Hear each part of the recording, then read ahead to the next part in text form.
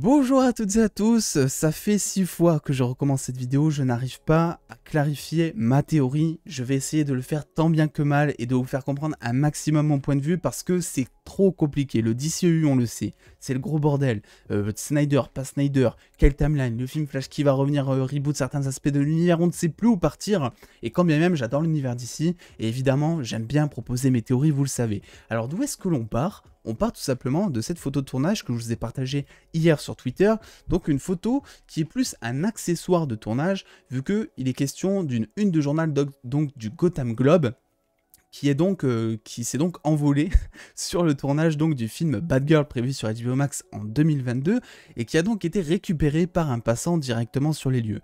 De base, je voulais pas vous en faire une vidéo parce que je savais pas dans quel sens partir, parce que ce journal, vous le voyez peut-être juste au gros titre, en dit pas mal et il en cache aussi beaucoup d'autres, mais il se trouve que ce passant est venu me contacter en me demandant de supprimer tout simplement mon tweet, ou en tout cas de supprimer son tag, vu que je l'avais tagué, vu que c'est la source et je cite mes sources.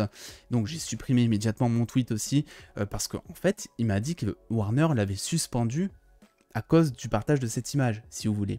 Et là-dessus, j'ai une petite expérience, c'est que il se trouve que moi aussi, je me suis fait suspendre mon compte par Warner au moins 4 ou 5 fois, parce que par le passé, j'avais partagé des images, notamment je crois de The Flash, mais aussi de The Batman et d'autres films.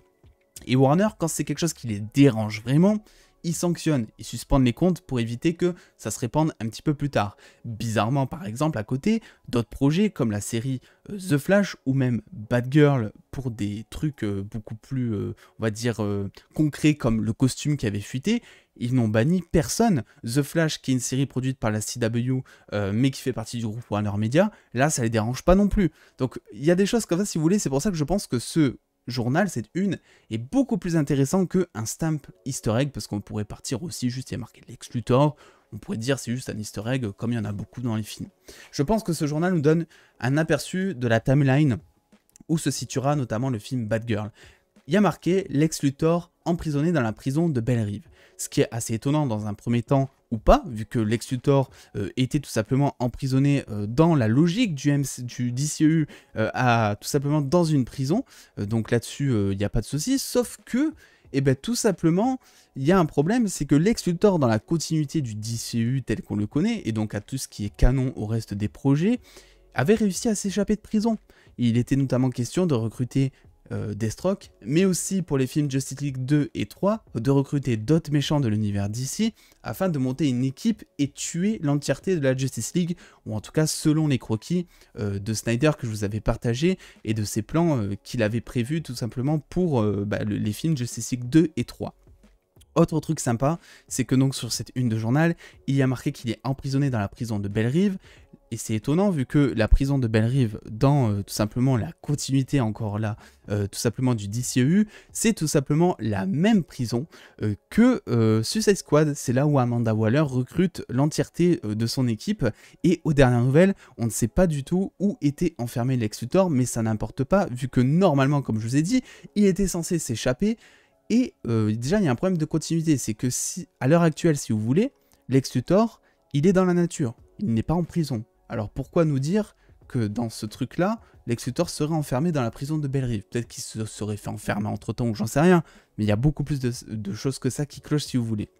L'autre chose, c'est que tout simplement, vous le voyez, cette une de journal, donc on a traité le cas Lex Luthor, il y a aussi un petit logo, Gotham Globe. Et je suis tombé sur une image Twitter aujourd'hui qui va peut-être en dire long et qui va vous faire péter un plomb, croyez-moi. C'est tout simplement ceci, tiré tout simplement des anciens films Batman, des films où notamment on voyait que le logo Gotham Globe est exactement le même que cette une de journal qui a fuité du film qui est censé sortir en 2022. Et donc là on commence à penser un petit peu en termes de flashback, si vous voulez, vu qu'on le sait, on avait eu des photos de tournage notamment du film Bad Girl, et on sait que, il y aura un jeune commissaire Gordon, grâce aux cheveux qui ont été beaucoup plus colorés et un petit peu plus longs. On sait aussi que Michael Keaton sera de retour dans une armure qui fait un peu rétro, bien que cette armure ait été, je pense, remis au goût du jour. C'est une armure quand même qui est là pour te dire, ok, c'est le même Batman, c'est un ancien Batman, et c'est peut-être même la même timeline du passé, et à ce moment-là, c'est le même flashback que le commissaire Gordon, justement, vu qu'on a vu les deux en même temps sur le tournage. Et donc là, je me dis, ok, donc finalement, c'est peut-être un flashback, étant donné en plus que on sait que dans le film Batman Returns, il y avait donc le pingouin qui est certes mort à la fin du film, mais on pourrait se trouver dans un flashback qui se passerait avant sa mort ou avant son ascension, et que justement, eh bien sur le journal, regardez, il y a marqué tout en bas, A comeback for Cobblepot. En tout cas, on le voit pas, mais on le devine assez bien. Ce qui signifierait que eh bien, le pingouin existe dans cet univers donc du flashback que je vous ai montré, et que Danny DeVito pourrait être tout simplement de retour, étant donné en plus qu'il avait dit, il avait déclaré être plutôt chaud pour revenir dans le rôle du pingouin, et cette citation, elle date de décembre dernier pour Forbes. Il avait dit évidemment qu'il serait content de revenir sous la direction de Tim Burton, donc qui avait réalisé son film à l'époque, mais on n'est pas à l'abri qu'il puisse revenir dans ce film aussi sous forme de flashback, vu que bon, l'acteur est plutôt jeune, il a 77 ans, mais il est toujours chaud, il le dit ici, la timeline pourrait coller, etc. Et voilà, là-dessus, vous avez un petit peu toutes les informations que l'on sait sur la présence du pingouin. Mais je ne pense pas qu'il s'agira de flashback, je pense qu'il s'agira d'un flashback, on va dire plutôt d'une réalité qui se passe dans un passé.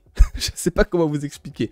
Une autre réalité, où en gros on est dans les années 80, je ne sais pas par exemple, mais où du coup les personnages sont différents, puisque sur cette une de journal, il n'y a pas marqué que le pingouin et Lex Luthor, il y a marqué juste derrière le logo Gotham Globe, il y a marqué Lois Lane. Ce qui signifie que si on est bien dans ce truc du pingouin à l'époque, donc avant les années 2000, etc., et ben en fait, il s'agira d'une autre Lois Lane. C'est totalement sûr et certain, vu que la Lois Lane que l'on connaît, c'est-à-dire celle du DCEU, qui a, on va dire, à vue d'œil 35-40 ans, à cette époque-là, elle était beaucoup trop jeune pour être journaliste, si vous voulez.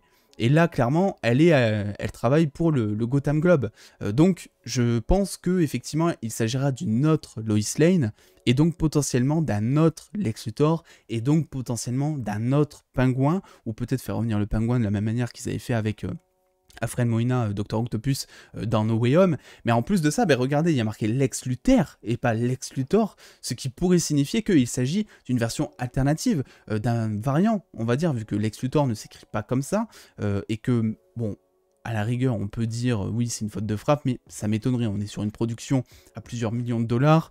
Généralement, il faut attention aux moindres détails. S'il y a une faute, c'est voulu. C'est soit que c'est une version alternative pour nous faire comprendre et pour donner un sens à, soit c'est vraiment une faute qui va avoir un impact après scénaristique sur un journaliste qui va se faire virer ou j'en sais rien. Scénaristiquement parlant, je veux dire, c'est prévu quoi. Donc là-dessus, je pense qu'en fait, on est vraiment dans une réalité qui se passe, si vous voulez, dans le passé, mais pas dans le passé que l'on connaît. Je crois que j'ai réussi à vous décrire un petit peu ce que je pensais par rapport à cette une de journal, c'est incroyable. Et pour ça, pourquoi est-ce que ça viendrait? Je vais pas vous faire un dessin. On sait tout simplement qu'on a le film Flash qui arrive donc en fin d'année. Et on a déjà vu dans le teaser qu'il y avait 2 Barry Allen, on sait que Michael Keaton sera aussi de retour, en plus d'être dans Batgirl, on sait qu'il sera dans The Flash, etc. Et on sait qu'il va voyager entre réalité et tout.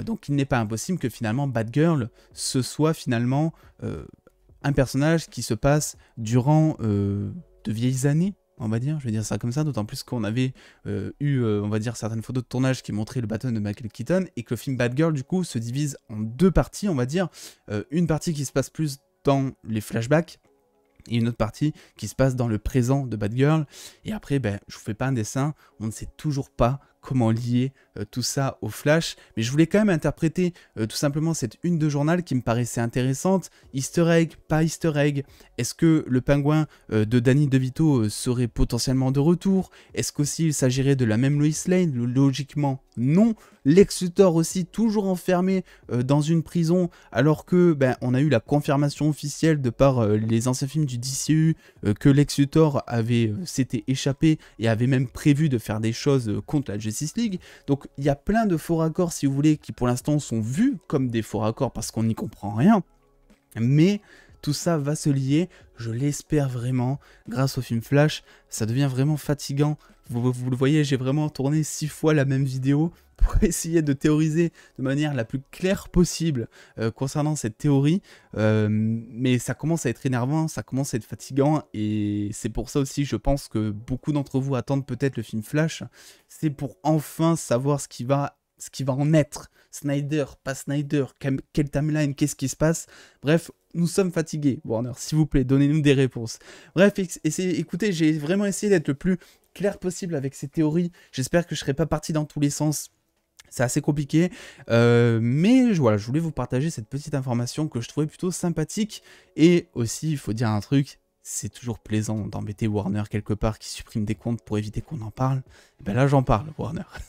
Bref, je vous fais des bisous les dos, prenez soin de vous. Peut-être à cet après-midi, on va se retrouver sur Twitch pour faire quelques games, pour discuter. On va passer l'après-midi ensemble si vous regardez un petit peu cette vidéo dès qu'elle sort.